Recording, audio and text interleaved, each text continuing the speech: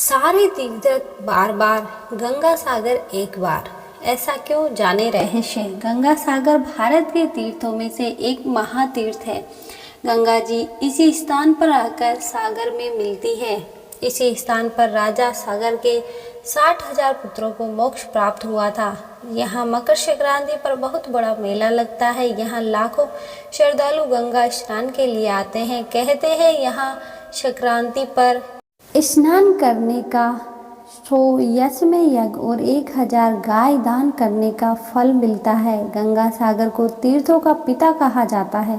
कहने का तात्पर्य है कि गंगा सागर का अन्य तीर्थों की अपेक्षा अत्यधिक महत्व है। शायद यही कारण है कि जन साधना में यह कहावत बहुत प्रचलित है कि सब तीर्थ बार बार, गंगा सागर एक बार।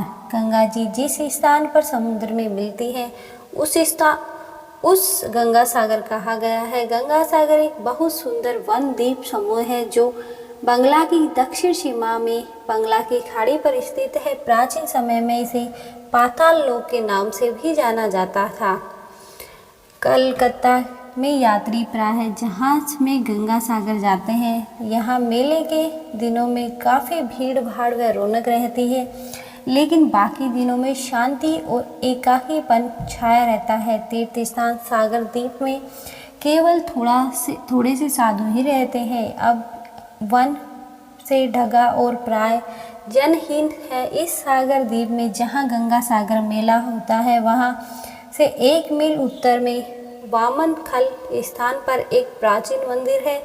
इस समय जहाँ गंगा सागर पर मेला लगता है, पहले यही गंगा जी समुद्र में मिलती थी, किंतु अब गंगा का मुहाना पीछे हट गया है। अब गंगा सागर के पास गंगा जी की एक छोटी धारा समुद्र में मिलती है।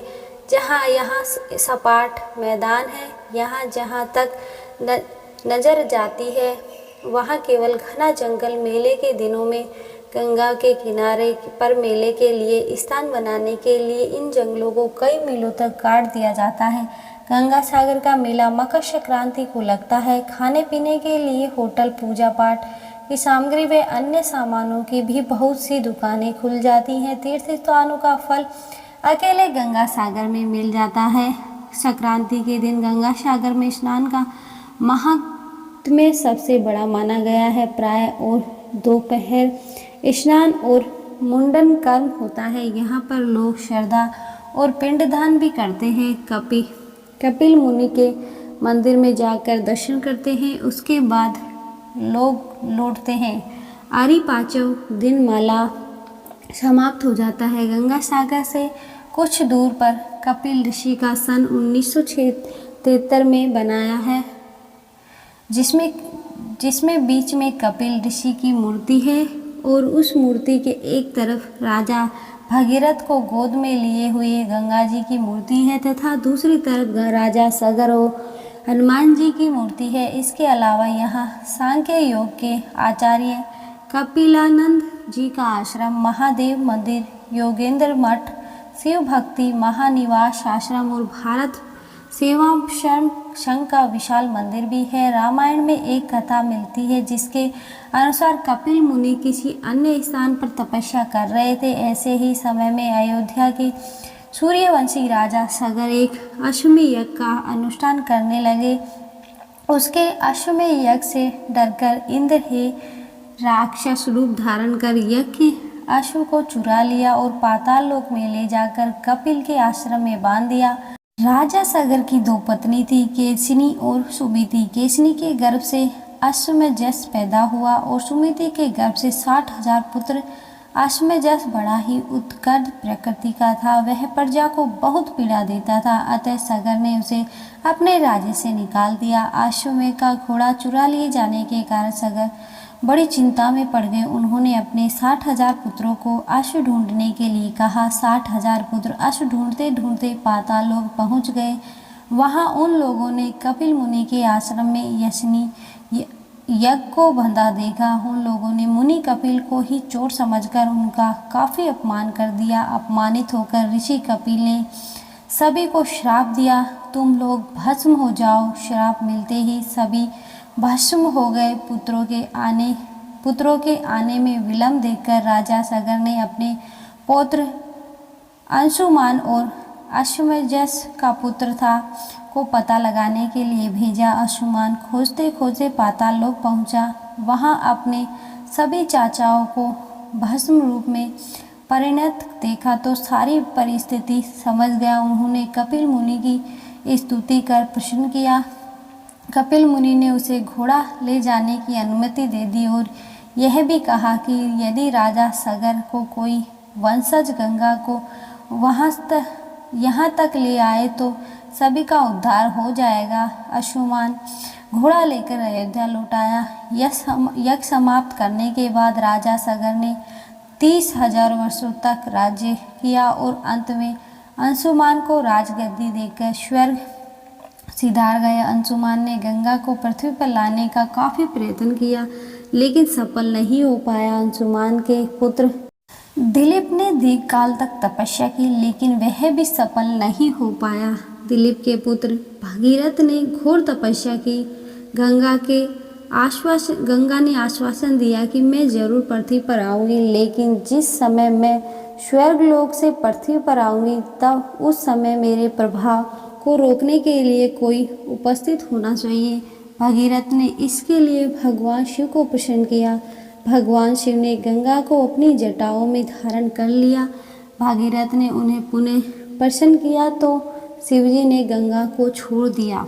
गंगा शिवजी के मस्तक से 7 स्रोताओं में भूमि पर उतरी। हानिधि, पावनी और नलिनी नामक 3 प्रवाह पूर्व की ओर चले गए। सीता और सिंधु नामक 3 प्रवाह पश्चिमी की ओर चले गए और अंतिम एक प्रवाह भगीरथ ने बताते हुए मार्ग से चलने लगा। भगीरथ पैदल गंगा के साथ नहीं चल सकते थे, अतः उन्हें एक रथ दिया गया। भगीरथ गंगा को लेकर उसी जगह आ गया जहां उनके प्रियतमा आदि भस्म हुए थे। गंगा सबका उद्धार करते हुए सागर में मिल गई। भगीरथ द्वारा लाए जाने के कारण गंगा का एक नाम भागीरथी भी पड़ गया। जहाँ भगीरथ के पितरों का उद्धार हुआ वही स्थान सागर द्वीप या गंगा सागर कहलाता है। गंगा सागर से कुछ दूरी पर कपिल ऋषि का सन 1973 में बनाया गया नया मंदिर है, जिसमें